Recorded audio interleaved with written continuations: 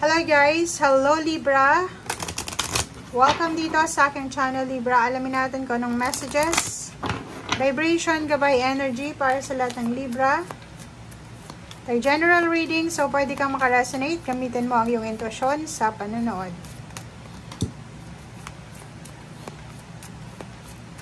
Okay, Libra. Oops, sorry. Okay, Libra. Meron kang 29, 24, 9, 10, 11, 6, and 4. Okay, Libra. Sinasabi ng bara sa'yo dito na may isang tao siguro na iniisip ka.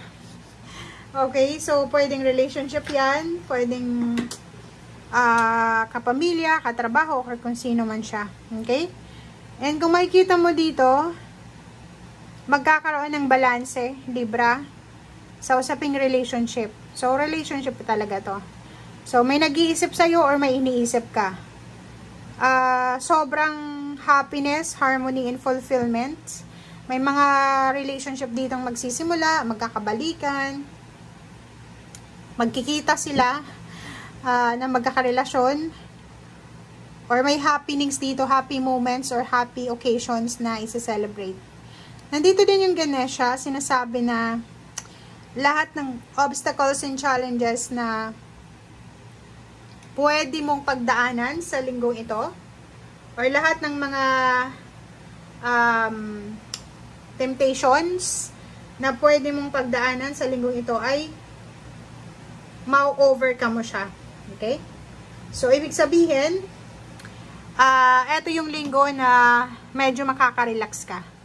You are protected, you are guided ng iyong mga spiritual helpers, ng ating Panginoon, ng universe, sa kung ano man to na mangyayari sa linggong ito.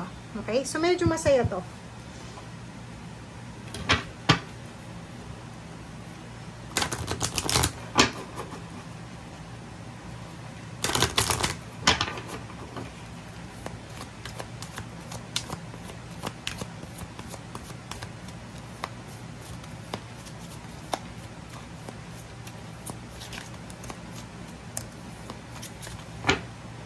Okay, Libra. Sorry. Okay, Libra, the Sun and Dark Moon. Oh, wow. Ang galing. Sa baraha mong yan, sinasabi ng baraha sa'yo dito na siguro sa linggo ito, Libra, kailangan mo munang mag-relax. 'Di ba? Kailangan mong wag mag-isip ng negative. Kailangan mong bigyan ng sarili mo ng time para hanapin yung balanse, maging masaya. Kasi yun naman talaga yung message dito, happiness, harmony, and fulfillment. So, kung may okasyon na dapat i-celebrate, mag-celebrate ka. 'Di ba? So, kung may mga imbitasyon, tanggapin mo yung mga imbitasyon sa'yo. And sinasabi na pause, rest, you deserve it. Deserve mong magpahinga, okay? So, kung halimbawa sa linggong ito, wala kang gagawin, walang trabaho, or bibigyan ka ng pagkakataon na makapag-rest or relax, grab the opportunity. Kasi deserve mo yan eh. You deserve it.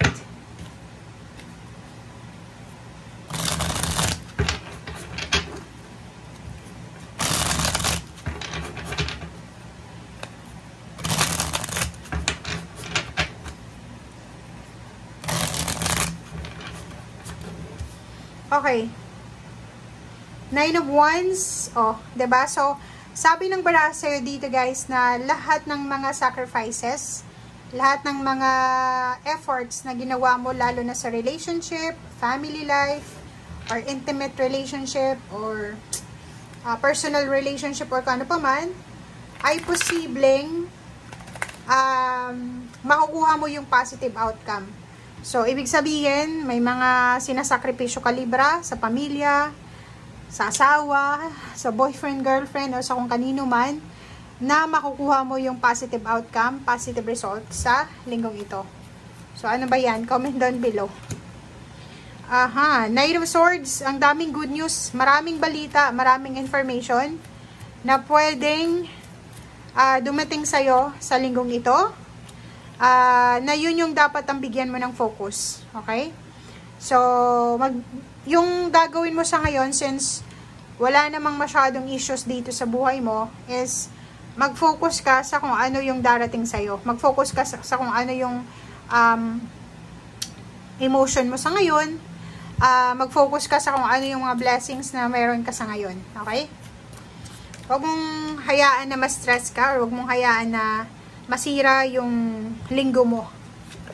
Oh, ang daming balita. So, yun. Maraming good news dito, guys. Nandito yung King and Queen of Cups.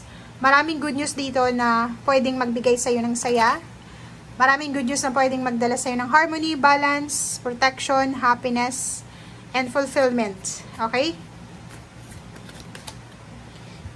May travel ka din na gagawin. So, may mga Libra na nagbabalak mag-travel, lumipat ng bahay, umuwi ng probinsya, umuwi ng Pilipinas, lumipat ng career, or kung ano man to ng mga transformation. And sinasabi ng baraha sa'yo na ituloy mo na yan. Okay? Ituloy mo kung ano yung mga balak mong progreso sa buhay. And sa ngayon, sinasabi ng baraha sa'yo dito na habang wala ka pang desisyon sa kung ano man itong gagawin mo, siguro habang nagpapahinga ka, planuhin mo. 'Di ba? Planuhin mo kung ano yung mga next move mo, next step. And makinig ka sa sinasabi ng iyong intuition. And sinasabi ng baraha sa'yo dito na, yun na nga, yung etong 10 of Swords is a confirmation dito ng Ganesha na lahat daw ng mga obstacles and challenges mo ay mawawala na. Okay? Medyo kakalma yung mga buhay-buhay nyo, lalo na sa emosyon. Okay? Ingat-ingat lang tayo sa mga decision making natin, lalo sa linggong ito. Huwag tayong masyadong makikinig sa mga Capricorn, kung may mga Capricorn kayong kakilala. Okay, lalo na sa messenger, sa mga nagsusumbong sa inyo. Diba? Physically, kung may sakit ka Libra, siguro may healing na mangyayari sa ngayon, may gagaling. Healthy regimen, siguro nagsisimula kang mag-diet, mag-exercise. And nakikita natin dito, meron sa inyo na Libra na nagda-diet siya, babae or lalaki, gusto niyang maging maganda yung katawan niya, kasi pwedeng may kasal, graduation, birthday celebration, or kung naman itong okasyon na darating sa pamilya, na pwedeng kailangan niyang magsuot ng magandang damit, kailangan niyang maging presentable. So, nakikita natin na busy siya sa kanyang healthy living, lifestyle, and then sa pagpapaganda, pagpapagwapo, or ano pa man. Thank you guys and see you again. Bye!